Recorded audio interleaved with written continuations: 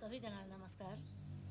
मलाई आज कविता दिवस परेको हुँदा सानो कविता भनेर शुभकामना व्यक्त गर्न मन लाग्यो। मेरो कविताको शीर्षक छ अहिलेको राज्यप्रति जनताको आशा। म सुरु गर्छु है। लामो समयपछिको राजनीतिक यात्रामा थाकेर विगतका यात्री आराम गर्न लाग्नु भएको छ। प्यास मेटाउने मूलको पानी बनी नयाँ पुस्ता आउनु भएको छ।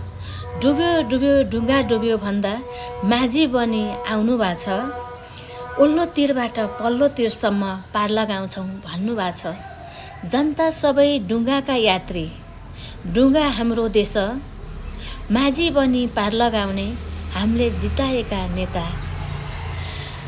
अब राज्यप्रति जनताको आशा कस्तो, पानी परेपछिको आकाश खुले जस्तो। अब जनताको आशा कस्तो, पात झरेर रितिएका रुखमा पालुवा पलाए जस्तो।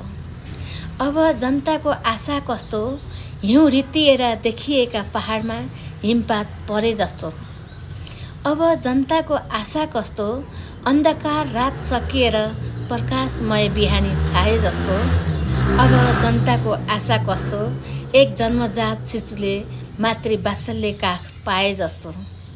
अब राज्यप्रति जनताको आशा कस्तो, एक जमी बसेको पोखरीले ठाडो खोली पाए जस्तो। एक जमी बसेको पोखरीले ठाडो खोली पाए जस्तो। अहिलेको राज्यप्रति जनताको आशा कस्तो। धन्यवाद। शुभकामना। धन्यवाद।